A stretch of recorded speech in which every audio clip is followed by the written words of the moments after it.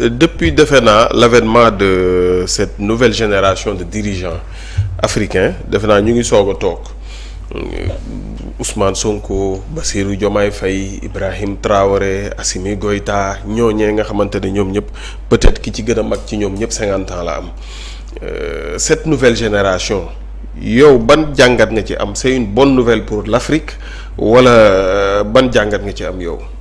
mais njàngat bi ma ci am Vito c'est très simple. Il faut une nouvelle génération pour faire de nouvelles choses c'est fondamental. Je te donne un exemple bu jege. Vas-y. Le Paris Saint-Germain a investi beaucoup de milliards heure bi ñu jëlee entraîneur mu gëm ay xale yoo xam ne moyenne d'âge bi c'est entre 18 et 23 ans 24 ans si lañ jël Champions League. C'est normal aussi c'est valable pour l'Afrique. Génération bu bees bii ñooy ñëw gëmloo na suñu bopp n'est-ce pas ak ñeneen ñi nga xam ne nii war nañu mën a ànd ak moom pour que l'Afrique effectivement puisse sortir de cette situation millénaire. loolu mooy dëgg. gisuma ci benn xaar ma yàlla lu dul effectivement ànd ak ñëpp gëmloo leen ko parce que il faut toujours comme ni ma wax une nouvelle chose mais et puis Vito. C'est très simple. Depuis les indépendances fii Afrique toll fa la toll ba tey. kon kay moo lay won ne ña ñu àndaloon cheminer ba ci indépendance jot na maintenant pour ñu taxaw waaw indépendance 60 ans tey la gën a métti. mais raison pour laquelle pour qu'une nouvelle génération prenne la relève pour faire autre chose et arriver à autre chose. Beaucoup plus positive. C'est aussi simple que ça. loolu mooy dëgg. L'arrivée de Ousmane Sonko pour le Sénégal. L'arrivée de Ousmane Sonko pour le Sénégal man bokk naa ci ñi gëm ne dafa war a baax te dina baax. man dama gëm loolu pourquoi dañuy wax ne cin bu naree neex bu baxee xeeñ loolu la ñu wax. man ma gëm ne ki ñu fal pour 5 ans di doog a jeexal 1 an ci boyal la toll baxagul sax ba naan mi ngi xeeñ a xeeñul. waaw cin bi boyagul. déedéet koo fal pour juróomi at. mi ngi doog a jeexal 1 an ci boyal la toll ak dindi matt yi nga xam ne nii ñooy tax boy bi du jàpp. bu dee gaz la mi ngi toll ci xool nu ñu koy wooweti gaz bi ndax am na. distributeur bi ndax monté beeg bi jubbantiwaat ba nga xam ne effectivement bu ma taalee du exploser pour man foofu lañ toll. nit mënoo koo fal pour 5 ans mu def 1 an 3 mois 1 an 4 mois nga ne cin bu naree neex bu baxee xeeñ baxagul ñii ci boyal lañ toll. ak régler gaz loolu laa gëm man. mais man dama gëm ne dafa war a day baax. loolu laa gëm day baax. comme on a souvent tendance à le dire ñoddi bu dogul day dikk. Voilà. Une analyse sur Ousmane Sonko et sa personnalité parce que yow moom tàmm nga télé businessman nga tàmm nga xam nga Sénégal mais la personnalité de Ousmane Sonko boo ci doon def une analyse lan lay doon. boo li ma ci mën a wax mooy di c'est une forte personnalité hein. avec ses qualités et ses défauts. am na peut-être yu ma d'accordul ak moom. Mais globalement parlant c'est quelqu'un qui veut te loolu dafa am solo dénk Ousmane a envie de réussir. loolu moom lu ma wér la maintenant il est comme le commun des mortels avec ses défauts et ses qualités. Mais tey jii su ma defoon moom conseil dama koy wax liggéeyal wàññi peut-être defante bi. parce que yàlla boo ko bindee il est caractériel day defante. loolu li mu lay jigee maintenant ci opposition du la ko jigee boo yoree pouvoir. n'est-ce pas tey jii bu ma defoon conseil damay fexe heure bu ñu toogee di naan attaaya wala di lekk di añandoo wala di def dara. ma koy tempérer ci defante bi. te jublu effectivement fa mu jëm. parce que ki nekk ci kanam la ñuy klaxonner exactement. ki nekk ci ginnaaw kenn du la klaxonner. te xam naa ne foofu la ñuy defee transition dugg ci opposition bi. opposition bi vas-y. seen taxawaay. merci beaucoup seen taxawaay bonne question Vito su ñu waxantee dëgg rek te yàlla tax. yow da nga gis opposition Sénégal. y a pas d'opposition au Sénégal. si suñu Sénégal kay am na opposition. ok wax ma kan. Thierno Alassane Sall. merci beaucoup tegal foofu sa baaraam. ayca Thierno Alassane Sall dafa dem présidentiel. li ma lay wax c'est du concret. waaw. dafa dem présidentiel am ñaata. 0 virgule. mu dem législative. duggee plus fort reste. kooku mooy opposant nañu waxante dëgg Vito. nañu waxante dëgg te yàlla tax loolu mooy problème mu Sénégal nag. lan mooy problème bi. l'opposition a échoué lamentablement parce que pour peser l'opposition da ngay dem ci échéance électorale fàtte xaju fi présidentielle 0,0,0,0,0. Tu crois que le silence de Khalifa Sall est fortuit? Non. Tu crois que le silence de Idriss Seck est fortuit? Non. Parce qu'ils sont beaucoup plus conséquents ñoom entre guillemets laaj nañu comment dirais-je askan wi. askan bi xamal ne 0 virgule laa leen yéene ñu daal di dem dellu ñoom lem seen kaaka toog te xam ne lii mooy dëgg parce que il faut pas qu'on se voile la face man personnellement mënuma jàkkaarloo ak Thierno Alassane Sall mu am présidentielle 0 virgule législatif mënoo am 2 députés nga duggee fa plus fort reste nga taxaw di wax ci man loo xam ne ni war naa ko mën a gëm non je ne suis pas d'accord d'ailleurs c'est ce qui explique que booy yi nekk ci télé yëpp di saaga ak xarab ak wax la du naka su dul noonu kun ci jàpp rek ñoom ñu dem seeti leen parce que effectivement ñoom dañu échouer seen rôle ñoom moo tax ñu jàpp ne ñooñu mën a nekk des substituts. Parce que en réalité le problème du Sénégal c'est pas un problème de liberté de la presse ou de non ou bien liberté d'expression j'allais dire. C'est pas un problème de liberté d'expression xam nga lan la ñu bëgg a valider. te du sotti. la liberté de l'insolence. loolu mooy problème Sénégal. C'est pas un problème de liberté d'expression je suis désolé mais ils veulent imposer une liberté d'insolence ou la liberté de l'insolence c'est tout le problème du Sénégal c'est ça man mën naa bañ a d'accord ak Ousmane Sonko mën naa bañ a d'accord ak le président Diomaye wax ko ci yar ak teggin. La preuve je donne un exemple parce que yaa ko cité muy le cas de Thierno Alassane Sall. li Abdou Nguer di wax ba yoon teg ko loxo. Thierno Alassane Daal Sall Thierno Alassane dina dem ci 1000 télévisions du ko wax moom. dëgg la si tu juges que dañ ko abusé moom mais di la c'est la meilleure des solidarités li Abdou wax ba ñu téye ko li ma Samba wax ba ñu téye ko man mii dama koy wax téye leen ma c'est la meilleure des solidarités waaye wax loo ko ba mu wax ko nga dem taxaw buntu rëbës naan woy confort je solidarise mon frère daal di wëññee ko tëdd lekk say ginaar taal sa climatiseur sa jabar jàll sa ginnaaw. gëwuma loolu. puisque tu juges que c'est de l'abus di la ñoom ñëpp ku ci nekk ba si Moustapha Diakhaté. je le cite nommément. Moustapha. plateau yi muy toog. di wax luñ koy téye. ña ko invité duñ ko wax ñoom te ñoom moom télé yi. quand même c'est une question de conséquence mon frère. c'est vrai. li ma ciy wax mooy. le premier ministre Ousmane Sonko dafa wax un résidu d'opposition. ñu ñaawal kàddu bi résidu mooy décide. résidu mooy décide en bon français. résidu mooy décide nañu waxante dëgg. mais ñi ko bëgg a ñaawal nañ ko ñi ko bëgg a diaboliser nañ ko. ah mais est-ce que bokkul kon bi Goudiafier bi Moustapha Diakhaté. fa laa jëm si ak yow. fa laa jëm si nii. moo tax may def transition fa laa jëm si.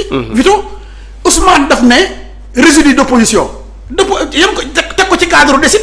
décide mën naa weesu échéance boo bokk am 0 virgule nañu waxante dëgg aussi échéance boo bokk am nga 0 virgule. muy présidentielle législative mënuloo am groupe parlementaire wala à peine ngay am sax 2 députés parce que plus fort reste moo la fay dugal waaw boo nekkul résidu kan moo nekk résidu wax dëgg yàlla. waaw alors bi mu nee résidu ñi ko bëgg a ñaawal nañ ko ñi ko bëgg a diaboliser nañ ko malheureusement. waaw léegi ñu teg ci quelques mois après Moustapha ne Goudiafier ñu bëgg ko rafetal moom non Goudiafier mooy koo xam ne dafa def nii dafa def naa. mooy bon à rien ku mënul dara daal yooyu la. très bien. alors résidu dafa ñaaw waaye Goudiafier ñaawul ci naaféq la bokk. ci naaféq la bokk man nga traité ma résidu man ma xool par rapport ak sama carrière man de ay li yëwénkat kii li mu wax kat xëy na neexu ma dama koy jàppale ci des rek desit rek. desit la résidu mooy lu des. résidu mooy lu des maanaam li fi des as néew ci opposition loolu mooy résidu de l'opposition waaw ñi ko bëgg a ñaawal dañ koy ñaawal. kii ne Goudiafier ñu bëgg ko rafetal dafa am yoo xam ne dafa tegginuwul waaye ça ne m'étonne pas ça ne m'étonne pas de Moustapha.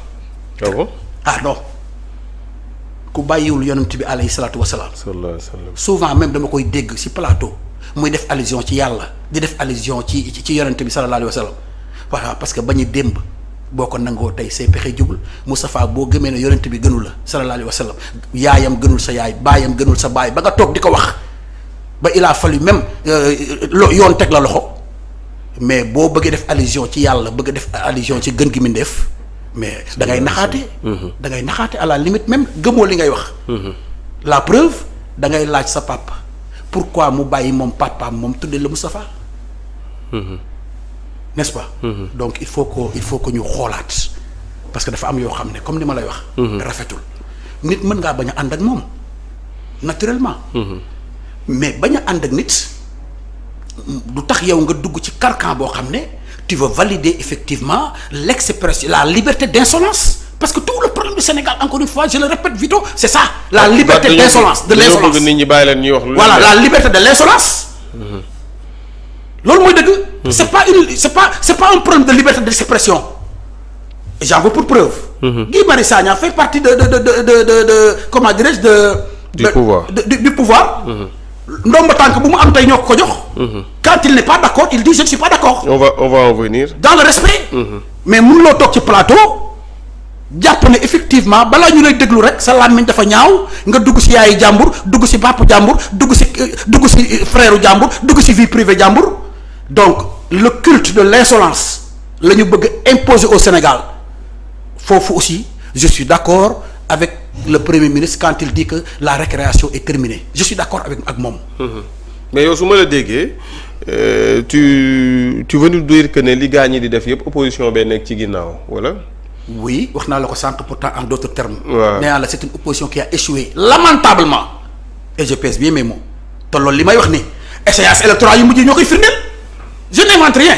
ñoom ñoo doon wax naan nit parti politique ci élection lañ koy peser. électoral. fa nga koy peser. boo demee présidentielle am 0 virgule nga ñu teg ci quelques mois après nga dem législative am duggee assemblée plus fort reste munoo passer benn député ku ne xam na li ngay peese. waaw boo ko bëgg léegi nag parce que foofu opposition ñaar nga am da ngay wax ci élection lañ lay peser. bu la leer ne élection limitée la présidentielle 0 virgule législative benn député nga am plus fort reste moo la fa dugal. waaw léegi nag beneen alternative bi mooy wut ñoo xam ne nii effectivement seen bopp des naa ñor. ñu wër ci plateau yi di saaga loo xam ne mën nañ laa xañ yow sa liberté jàpp sonal la comment dirais-je say doom di ci pâtir sa yaay di ci pâtir say mbokk di ci pâtir wala nga wax loo xam ne boo ko waxee yow ñu xeeb la boole ak sa askan yëpp xeeb. loolu mooy dëgg. opposition parce que man dama wax ne jàkk jaa ngi yaa ko mën noddal d'accord maag li Ousmane di doxalee d'accord maag li Diomaye di doxalee d'accord. demal ci élection ñu fal la nga doxal comme ñëpp. waaye à défaut d'avoir 1% ci élection à défaut d'avoir 2 députés ou un groupe parlementaire ou une majorité qui te permet effectivement de contrecarrer ci ay saagaat. ak le culte de l'insolence nga bëgg instaurer dans ce pays là fu la neex dugg ci vie privée jàmbur moo xam yaayi jàmbur papa jàmbur ainsi de suite mais c'est malhonnête. comme li may wax c'est-à-dire ñoom ñi nekk ci plateau yi di wax naka sudul noonu ba yoon teg leen loxo ñoom ñi nekk ci opposition bi buñ demee ci plateau duñ ko wax ñoom et pourtant tu juges que y a rien de méchant di la. Pape Djibril Fall Barthélémy Dias ak ñooñu. Pape Djibril Fall Barthélémy Dias comme ni ma la wax sànq c'est très simple Vito nañu waxante dëgg te yàlla tax. Pape Djibril xale bu ma nawoon la nag. très honnêtement parce que dama gëm ne li mu doon wax moom gëm na ko. malheureusement je constate que c'est pas le cas. ah bon? ah si c'est la vérité il s'est complètement métamorphosé parce qu'en réalité le problème que les opposants ont avec Ousmane Sonko c'est pas de la politique c'est pas de l'opposition c'est de la haine qu'il dégage loolu moo tax ku toog ci plateau haine ngay waxee ba boo ci génnee xam nga ne wax nga njombe haine ils réagissent par la haine et non par l'intelligence par la politique. D'accord. ñuy tete la démission de Macky Sall Pape Djibril Fall du dugg assemblée. am déet.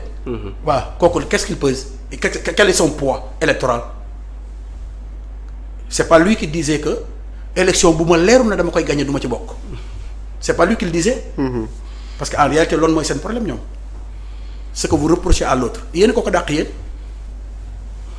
xam nga tax. damay jël kaaw Barthélémy Dias bi nga wax. ayca. Barthélémy dafa jiite listu sàmm sa kàddu en Vito. moo ko jiite. moo ko jiite waaw. ba mu ko jiitee midi 5 laa xam ne day échoué. et je vais te dire pourquoi. pourquoi. dama seetaan Barthélémy Dias mu toog Sen TV Sen Show Fatou Abdou que je salue de passage laaj ko sur le 3e mandat de Macky Sall. Barthélémy ne si Macky Sall dara mënu ko teree def 3e mandat. Fatou Abdou ne ko li ngay wax est-ce que wóor na la mu ne ko Fatou Abdou man du ma waxantu c'est Barthélémy qui parle man du ma waxantu su Macky Sall deful 3e mandat ma bàyyi politique. c'est Barthélémy qui l'a dit non. su Macky Sall deful 3e mandat ma bàyyi politique waaw Macky Sall deful 3e mandat nga continuer de politique nit ñi ne pat comme si de rien n'était comme si tu l'avais jamais dit. waaw léegi nag quelqu'un qui s'est dit en disant que bu Macky Sall deful 3e mandat ma bàyyi politique Macky Sall deful 3e mandat nga bàyyi politique naka nga mën a jiite yow si listu sàmm sa kàddu nan nga mën a jiite listu sàmm sa kàddu. alors que Macky Sall deful 3e mandat nga waroon sàmm sa kàddu bàyyi politique non seulement bàyyi politique pire encore nga jiite liste sàmm sa kàddu. boobu la ñu xam ne ñaawaluñu kenn seen bopp la ñuy ñaawal te bu pënd bi wuree effectivement gars yi def comme ni ñu def am majorité écrasante bu kenn mënul werante. tu vois ce que je veux dire. Ouais. et c'est dommage loolu mooy kaw Pape. mais nii ni ñuy demee nii la Barthélémy ni ñuy demee nii ci sa jàngat yow la vague Pastef ni ñuy dawee nii pour yow c'est le demain c'est la veille bu ko opposition nar a arrêté wala. mais non. ci ni ñuy dawee ci rythme bi Pastef di dawee nii. rythme bi Pastef di dawee. benn opposition la am muy Pastef ci boppam ñoo seen opposition bopp ñoom mais pas ñi ma gis nii ci langue politique bi non ñoom ñëpp ku ci nekk wane nga sa limite wax naa la ko sànq Vito. xam nga ne Idriss Seck c'est un dinosaure. politique. pourquoi déggatoo ko. Moustapha Niasse. parce que xam na li muy pesé. non Moustapha moom demee na boor moom naan TG wu nga xam ne pare na moom. mais quand tu prends l'exemple de Idriss Seck. c'est un dinosaure. dans l'arène politique lu tax déggatoo ko parce que xam na li muy pesé. Khalifa Sall idem. déggatoo ko lu bëri xam na li muy pesé.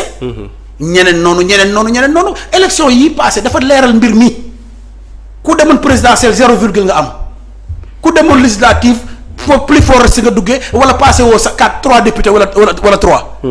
loolu encore une fois c'est la balance électorale qui définit quelle opposition. mais la principale opposition de Pastef mooy Pastef pourquoi ma wax loolu moo di comme toute œuvre humaine. rien ça peut pas être parfait. mais war nañu jubbantiwaat seen démarche di xool fi nga xam ne jàpp nañ ne effectivement lii kat war naa mën a ñàkk ñu bàyyi loolu pour dox bi gën a jub. te bañ a nekk doxu jaan. tu comprends.